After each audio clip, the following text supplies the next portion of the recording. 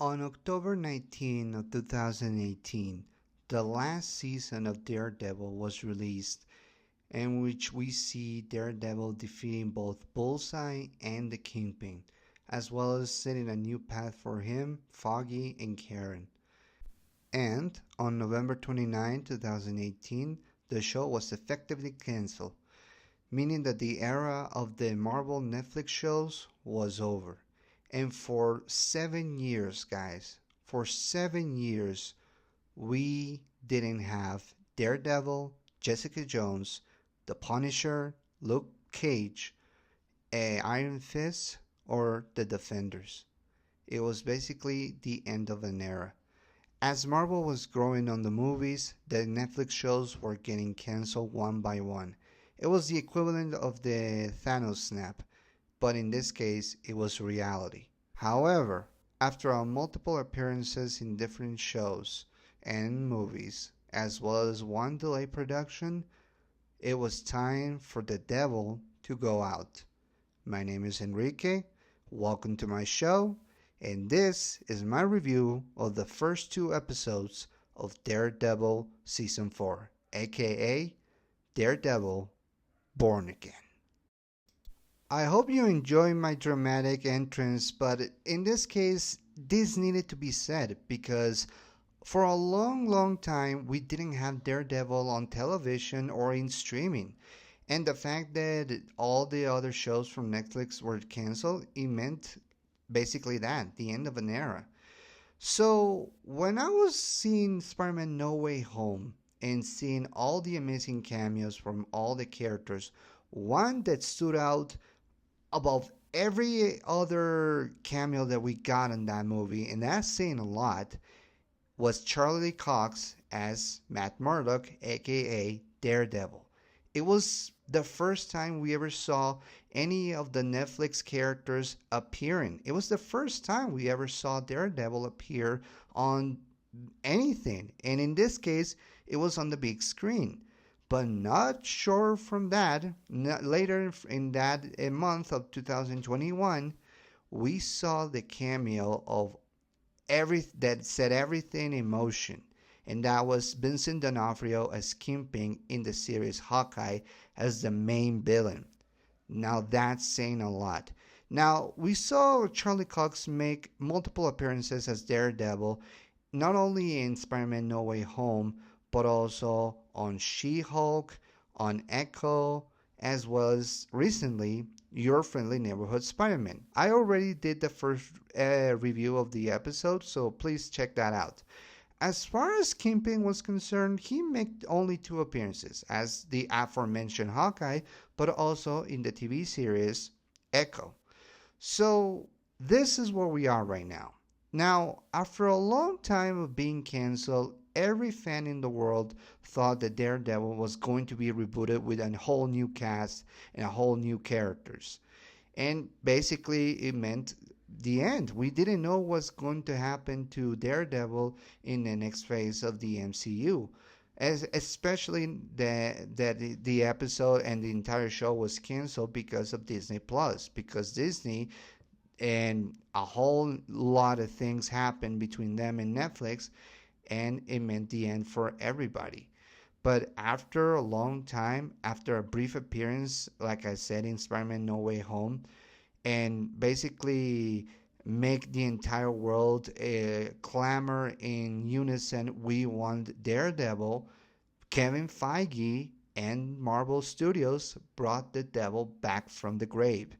And finally, we saw Charlie Cox and Vincent D'Onofrio back as they were before in a whole new season. Now, a lot of people consider this a whole new series because it has different production value as well as new scenes, a lot more CGI. But in this case, I still consider this the fourth season of Daredevil, and that's the important thing to mention.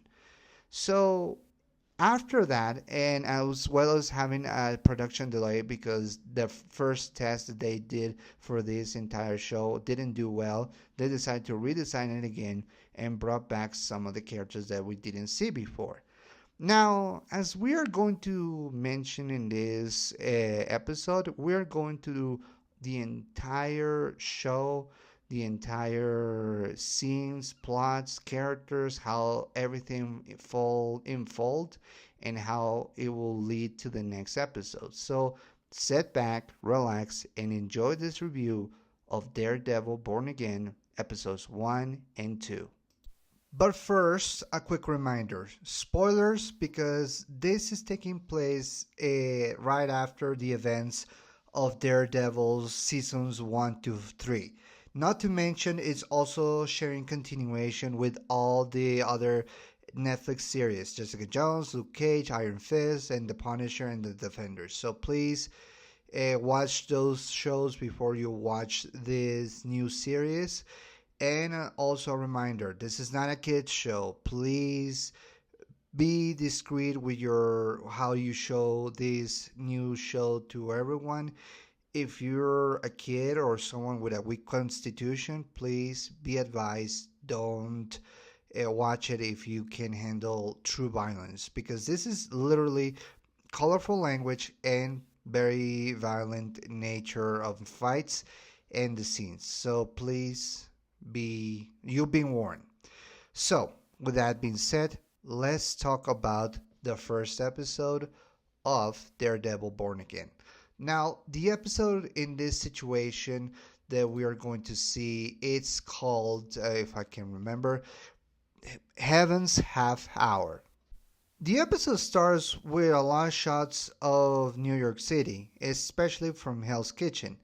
People walking on the streets at night, enjoying themselves, and then finally we see our main three characters from the previous show. We see Charlie Cox as Matt Murdock, Deborah Ann Wolf as Karen Page, and Eldon Henson as Foggy Nelson.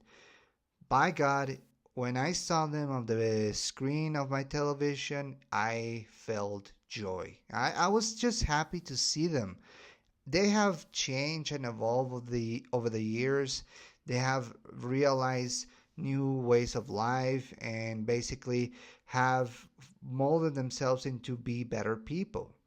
And one of the things that I really, really like about these seeing them, the three of them together, is that they have changed a lot since those days. They have managed to build a nice little life of Nelson, Murdoch, and Page, the attorneys at law, the one that they created at the end of season 3. And it was good to see them together, talking, chilling, befriending one another, going back to Josie's bar, the bar that we used to see them hang out and drink beer. Matt talking to Karen, maybe wanting to restart their romance from season 2. Foggy hitting on Kristen McDuffie, played by Nikki M. James. Now, Kristen is going to become an important character later on in the season. But basically, she's befriending and possibly starting a romance with Foggy Nelson. I'm going to get into my thoughts on that later in the video, but it's important to say that it's good to see Foggy hit it on and moving on from Darcy, because I'll go ahead and say it. I never liked Darcy. I thought she was just there. She didn't brought anything important to the table, and she barely have any chemistry with Foggy. I don't know. Maybe it's just me remembering things, or maybe just remembering her from the first episodes from season 1, and just remember to be annoyed by her. But I'm sorry for the actress. I'm sorry for saying those things, but that's the way I feel.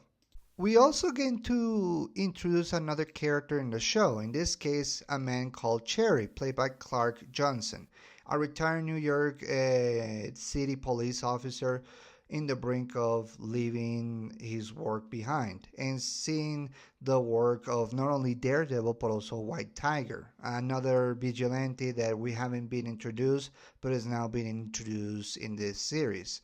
Now, I'm going to talk about the actor who plays the White Tiger, but it's important to mention that he's going to become important for the plot. But regardless of that, we see that things have become normal until Foggy receives a call from a guy named Benny, a guy who he's protecting in his apartment for reasons that we don't know yet. We don't know who Benny is or why he is doing what he's doing.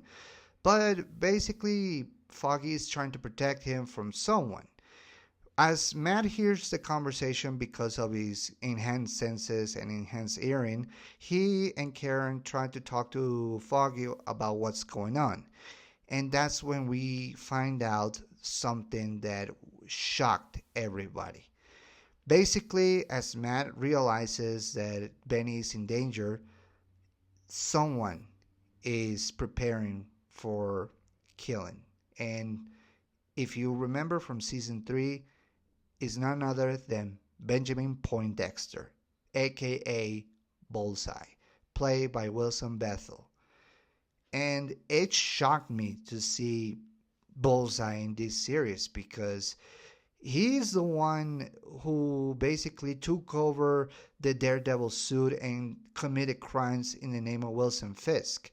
Now, the last time we saw Bullseye, or basically Ben Poindexter, was when he got his entire spine crushed by Kingpin, and he was getting a surgery to repair his spine basically. So seeing him on that series doing his shtick, because boy that we love see Bullseye just hitting targets without breaking a sweat.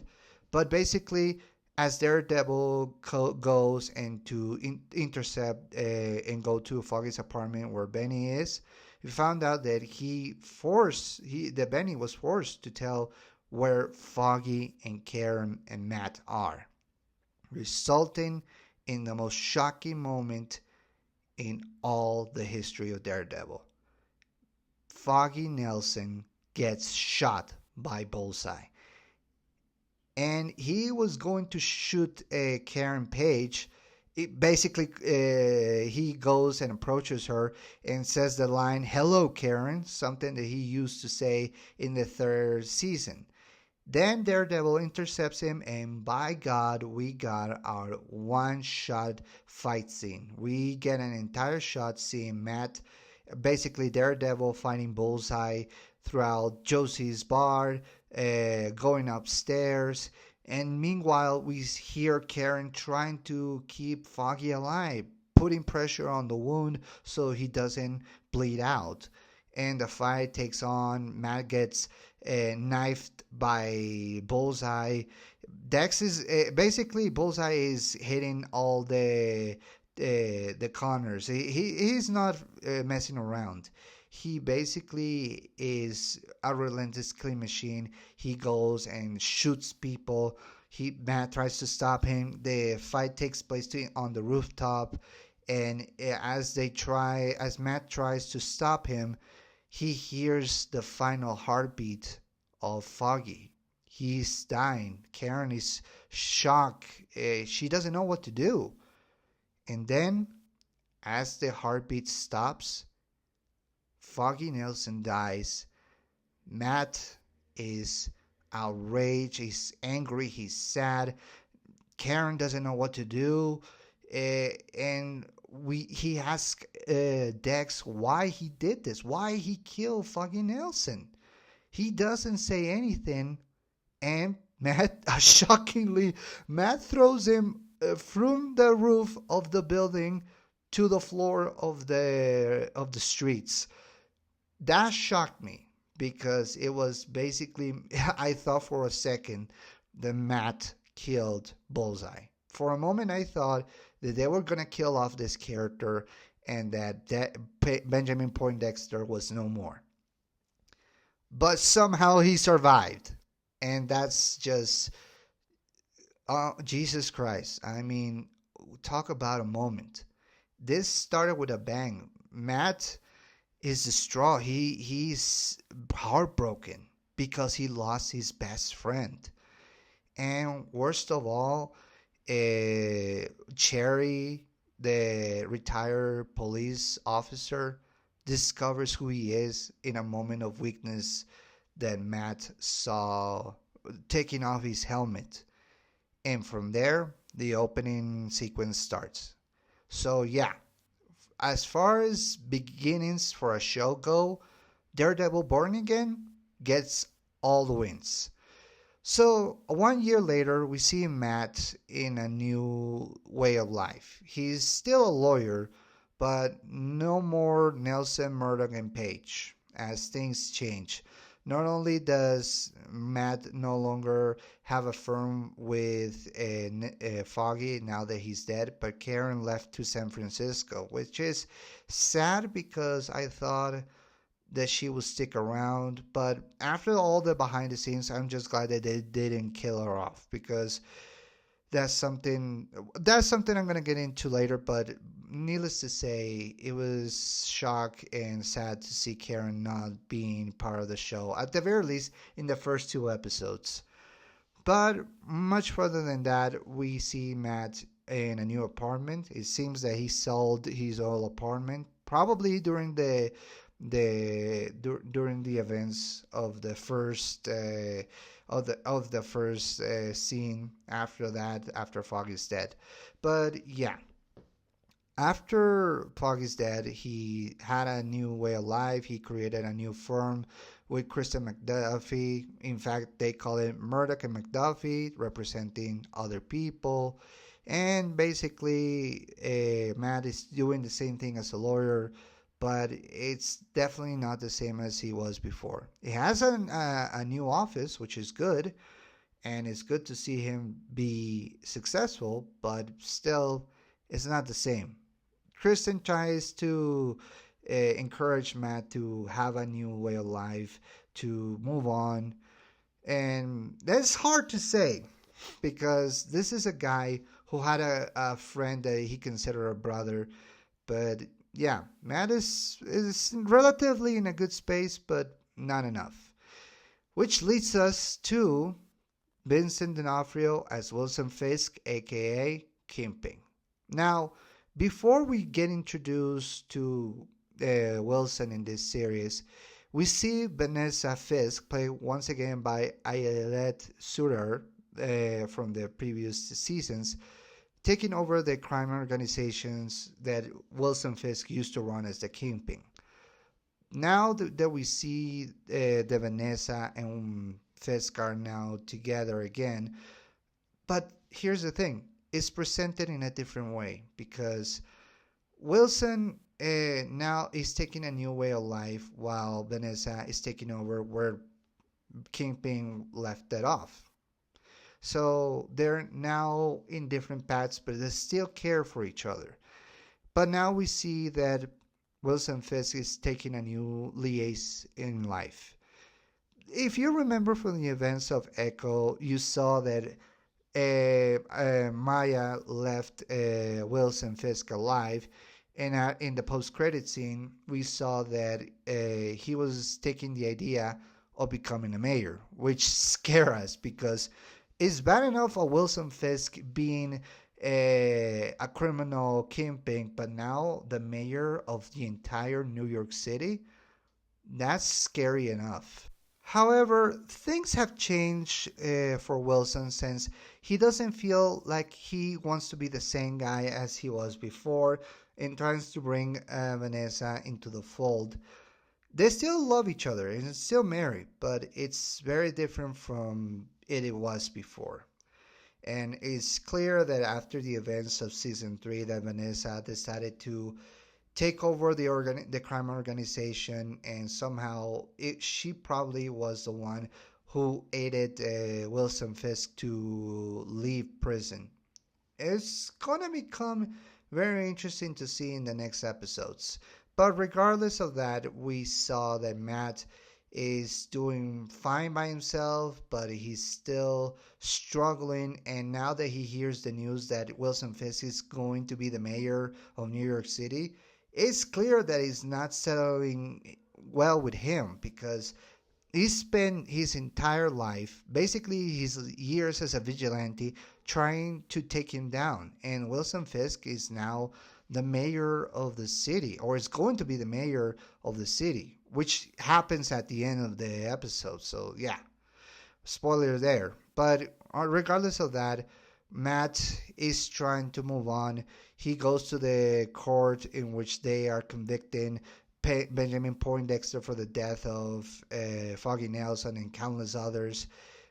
Karen appears for a moment as they declare Poindexter as guilty and gave him a life sentence.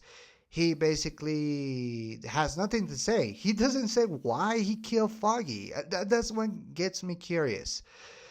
But yeah, after that, we found out again from what I said. Karen lives in San Francisco now. She came back to see the sentence for Ben Poindexter. Matt tries to talk to her, but it's definitely not the same as it was before, because after the events of Foggy's death, it's clear that Matt and Karen have distanced themselves. Matt tries to go back a little bit, but Karen cannot take it anymore. He gives Matt one of the horns from the helmet he let drop in the building, and basically says her goodbyes, and that's it.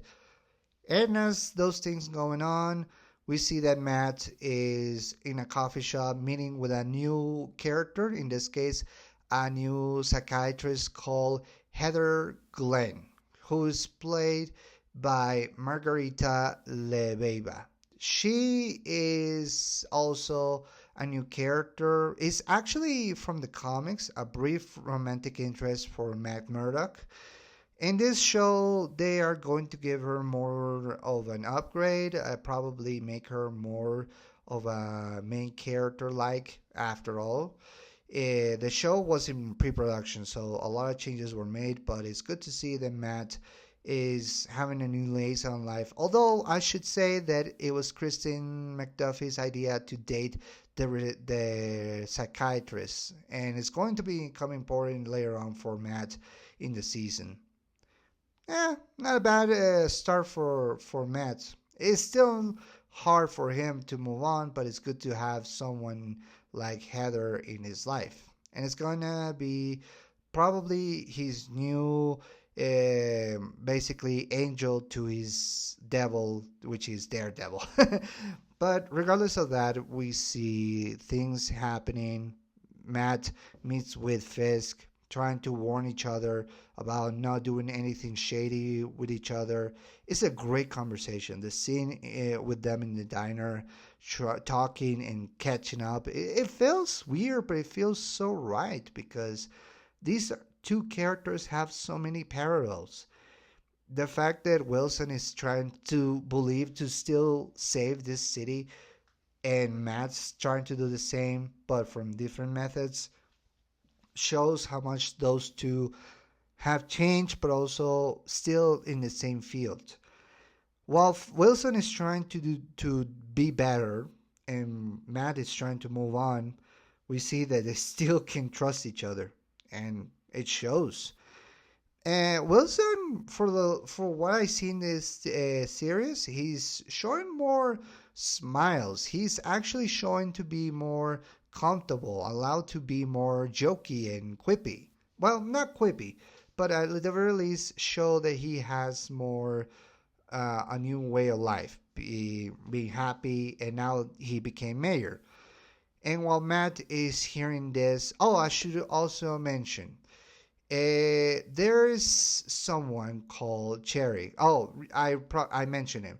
Cherry has become a private eye for Matt Murdock. He basically becomes an investigator, almost the same rank as Karen Page used to be when she was a reporter, or something like Jessica Jones also was, or I don't know what the situation of Jessica Jones is right now. But yeah, basically, Cherry is the new private eye, for at the very least for Matt, and he's investigating things for Matt, putting him in the right direction. It's good to know that he has a new circle of friends. It's not the same as Foggy and Karen, but at the very least, it's good to see Matt with more people in his life. But like I said, the first episode ends. Matt with Heather Glenn, but hearing that Wilson Fisk became the new mayor, celebrating with all his assistants, with Buck Cashman, his new assistant, as well as someone called Dexter. No. Daniel Blake, sorry, played by Michael Gandolfini. You probably remember him as the son of James Gandolfini. Sorry for my mispronunciation, but yeah, Michael is now Daniel Blake, Fisk's protege. And maybe it's just me, but he also is the analog for Richard Fisk. What I mean by that is that he looks almost exactly like Wilson Fisk in this series. He also has weight, he also has a chubby face, but he also believes in Wilson. He believes in his cause, and that's what Wilson is going to use for his own benefits. Now, one thing that I notice in this show is that they have a lot of Easter eggs talking about the events of the previous seasons. Foggy mentioning Hogarth, the White Tiger, in Times Square talking about Harlem, and it's going to be even bigger of Easter eggs in the second episode. But now let's talk about the second episode of this series, which is called Optics. After Wilson Fisk becomes mayor, we see that Matt is still processing things, but also coming across a new vigilante. A vigilante who is now being framed by cops during a turmoil in a subway. The man that we see in this series is called Hector Ayala, aka the White Tiger, played by Camar de los Reyes. Now, I want to mention that before the episode begins, they mention and tribute Camar de los Reyes because unfortunately the actor passed away right during the production of this show. So a lot of things that I'm not going to mention here are going to happen to the character, unfortunately. So, but for now, he starts the plot of Matt discovering him and representing him along with Kristen.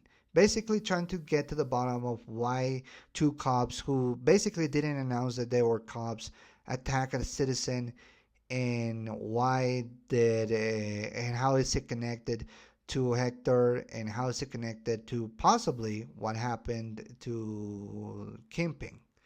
So basically, as the episode progresses, we see that Matt is trying to move on, trying to figure out who Hector is, why was he attacking two people who were basically cops. We see Wilson Fisk trying to move on and trying to make big waves in the city, representing himself as a great man, as a man of the people, but still using shady tactics. One of the things that I noticed in this episode is that despite the best efforts to have a new liaison on life, to try to be different people, they still are going to their basic instincts. And it's displayed very much with Matt hearing Hector's story and hearing what's going on, while Wilson is trying to show more respect and more humanity to other people. He gets accused once in a while by others from not being that guy, who by still being a shady guy. And while that's going on, we see a girl called Bibi Urick, in this case played by Janaea Walton, being the nice young journalist, taking the steps of her uncle Ben Urich. You probably remember Ben Urich from the first season. He was killed by Wilson Fisk in a passionate rage. He basically killed him out of rage for what happened to his mother. But basically, Bibi is now a reporter. We see that she's showing pictures or showing videos of people talking about what's going on in the city. Why is it safe? Why is it not safe? Asking questions, confronting the kingpin. Wilson is seeing this and he gets the idea that he might use her for him in the future, and it's going to be get harder and harder for heroes. I should also mention, now that Wilson is the mayor, he basically makes the effort to make the city free from vigilantes, mentioning not only Daredevil but also Punisher and Spider-Man. By God, it just so feels right when he mentions all three of them, and it's so delicious to hear that he is dropping the names of Spider-Man all over the on the show. It just feels right. If I don't know if Spider-Man 4 will include all of these characters, but my God, my dream team, other than all three Spider-Mans, is Tom Holland's Spider-Man, Charlie Cox's Daredevil, and John Benthrall's The Punisher. Speaking of which, one of the officers carries a tattoo of the Punisher in his wrist, so that shows us that he might have something to say, whether he's a fan of the Punisher or maybe he is a man who hates the Punisher. Regardless of that, we see that things have changed. They're trying to figure out what's going on. The man who Hector saved in the subway gets found, but thankfully Matt brings him to safety or leaves him out of the apartment he was living in. And as the two cops were trying to get to the witness, Matt is getting punched by them. And then, in a moment of weakness, when he was holding gunpoint, he has no choice. He lets the devil out and destroys the two police officers. It looked like he killed them. Hopefully that's not the case. Hopefully he didn't kill them, but by God, when after the episode ended, he screamed. He gave the primal scream of, "Ah!" Sorry, I can't scream that harder. But yeah, so these two episodes were starting with a bang. The production design and the effects are different from it was before. Before the Disney Plus show, it was very Netflix-esque, very realistic, very normal, a lot of color grading. But now it's much clearer, it's a lot much brighter, but also showing a lot more of scenes that they couldn't do in New York. They have probably limited resources to shoot in some locations, but now they don't feel limited by anything. They can go around New York, all over the streets, and it's just good to show that the Daredevil show has not lost its step, because the action sequences, the violence, the colorful language, not only is it there, but it might have increased exponentially. And that's good to know, because honestly, it could have been played safe, but they didn't. They actually show to have knowledge and have the resources to make it same. I heard that Disney didn't put any limitations to the show after probably the initial reaction, so it was good to hear.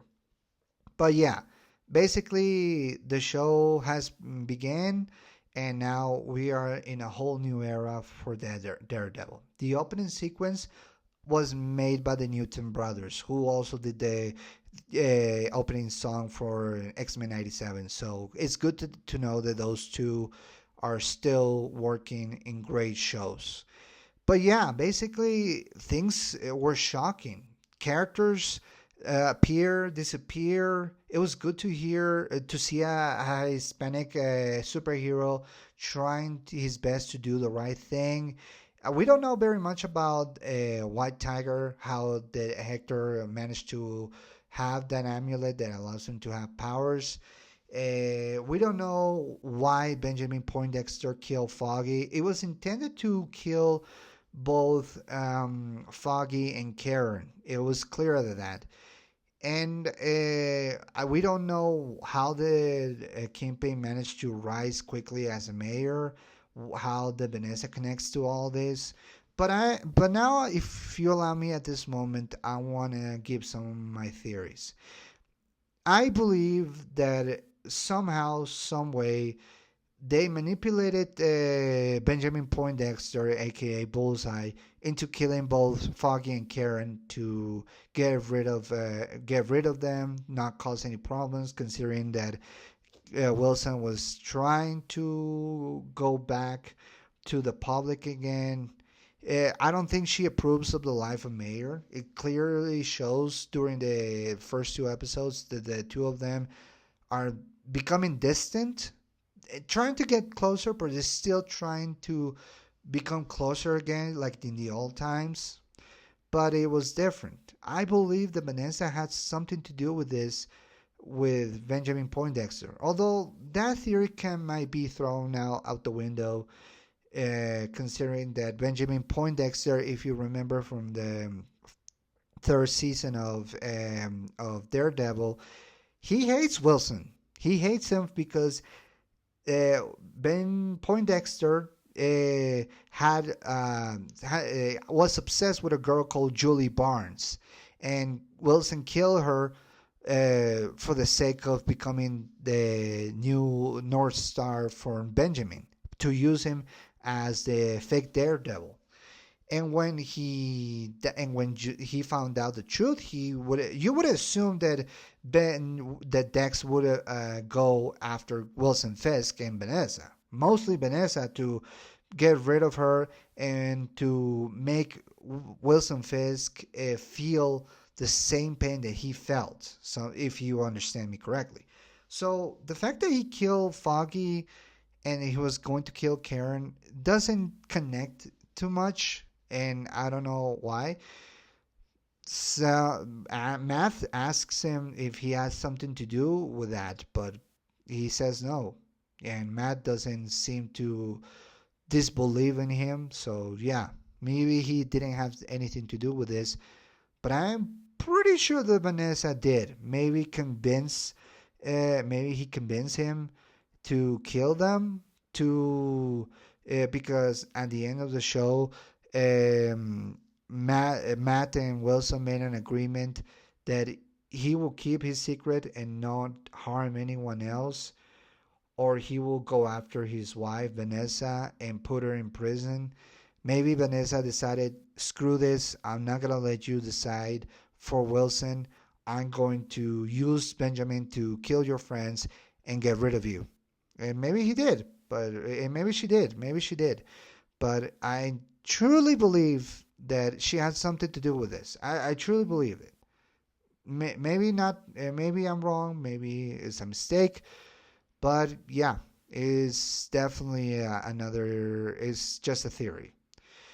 Now, I should probably mention, as Heather comes across a new person, in this case, a young boy who asks for an autograph to Heather Glenn. She released basically a book about psychology, how can we understand people, and all this other stuff. But we don't know very much about her, but we also don't know very much about this young kid. But I know one thing. I don't know the name of the actor, but this man is playing the villain Muse. Now, the character Muse is a serial killer who makes graffiti with the blood of people. So it's going to become important, and chances are he's going to put Heather Glenn on his crosshairs and probably be one of the villains that Matt has to take down in order to save Heather from getting killed. But yeah, that's one of the things that I wanted to mention. Now let's talk about obviously the most shocking thing in the season, which is the death of Foggy Nelson. Now, a lot of people will probably find this difficult to accept. Some might accept it, some others might don't like it. Me, on the other hand, while I wish Foggy as well as Karen might have stick around in the series, eh, if you're gonna start a Daredevil series, you need to start with a bang. We all know where Matt came from. We all know that he's Daredevil. We all know about these things that he does and all these other characters. So how can you begin a series that in a way that you can, make it easy for new audiences, but also pay respects to the first three seasons? Well, you have to do something big and something shocking, and that is probably killed one of the characters that I consider to be the voice of conscience of Matt Murdock. Matt and Foggy were best friends, closer than brothers. While the world around him, around Matt, was getting corrupted more and more, Foggy was less corrupted. He actually evolved to be this kind, very smart, and very genuine person. And the fact that he gets killed in the first episode by Benjamin Poindexter is not only an homage to how Bullseye kills Karen Page in the comics, but also shows that without Foggy, how does Matt move on? How does he cope with the fact that the life that he used to have is not the same? That he lost pretty much the same things that he had when he was trying to regain his back after the events of season 3. I mean, you would figure that after all these years that Matt and Foggy will stick around, but no, Foggy gets killed. Me personally, I think it's great. Not because I wanted Foggy to die, but because it shows how dangerous and how unfair life can be. And when Matt is trying to do something right and honor the memory of his best friend, he doesn't know what to do except stop being Daredevil. That's one of the things. Matt stops being Daredevil because of this tragedy. And because of that, Karen is gone. Josie Spar is gone. He doesn't go to Hell's Kitchen anymore. And it just becomes harder and harder for him. So I will say this. I wish that Foggy was still alive simply for the fact that I wanted to see him be with Karen. I'm probably only going to get this chance right now, but I honestly liked Karen and Foggy as a couple more than Karen and Matt because I don't know, they have excellent chemistry. Deborah Ann Wolf and Eldon Henson had excellent chemistry with each other. I saw them in the first 3 seasons, and I honestly wanted to see those two together. I know this is just me fanficting something from ages ago, but honestly, it's not bad, and it's very sad. It's very sad to see Foggy get killed. But if you're going to begin a show in a different direction and in a bold new way, you have to do it. The same way I think that John Cena turning heel and the Elimination Chamber, if you're going to do something big, you have to do it. You cannot play safe. You can play safe for far too long. You have to shake the status quo. You have to do something shocking. And as far as I'm concerned, this has to be done. It has to be done. It had to be done. So yeah, we don't know who's Benny, the guy that Foggy was protecting. We don't know what's going on with Bullseye. We know that he's still alive because it shocked me. Okay, okay, I'll say this. Bullseye fell from the building, or basically Daredevil threw him through the building from a 2-floor or I don't know, 2-story or 4-story building to the road, and he was still alive. How did he do that? How did he manage to still be alive? Well, he's still alive, and it's not going to be the last time we're going to see Bullseye. And I'm glad that he won't, because he should be around. Now, a lot of people will criticize his costume not being the original one, but hey, he's still, if Benjamin Poindexter, if Bullseye is still alive, chances are we're going to see him again in this season and sporting his original costume from the comics. I'm certain of it. Maybe a modified version of Daredevil's helmet and suit from the first three seasons. I don't know. Some you go crazy with Bullseye. I already did a picture of him a long time ago of how he would look like have the seasons were around more. And now that we have the Born Again now, I think it's time. It's time to show Bullseye in a whole new direction. But yeah, that was my thoughts on the first seasons. So, what do you think, guys? In my opinion, the production value, the character progression, the story feels not only mature but great. Some similarities are still going to be there from the original shows, but I still love it, man. It was just, it felt so right to see Charlie Cox donning the red suit again. And even though this season is showing that he didn't want to become the devil again, we all know that eventually he will have to let the devil out once again. And it's only a matter of time. But that's my review. So this is going to be my pattern for the few weeks. The third, fourth, until I'm going to review the episodes of Daredevil Born Again every Wednesday, so stay tuned for that. If you have any questions or if you have any comments about this season, these first two episodes, leave it in the comment section. Remember, we're still waiting for that for the next episodes to come out, so be patient. If you stay tuned, because on Friday I'm going to release a month theme dedicated to Sonic. I'm gonna dedicate it to Daredevil, but I'm also gonna dedicate it to Sonic because I've been planning those videos for a long time. So stay tuned for those, and remember to give it a like, subscribe, do all the stuff that you need to do. Try to increase my channel a little bit. So I hope to see you soon. I've been Enrique, and I'll see you next time. Take care.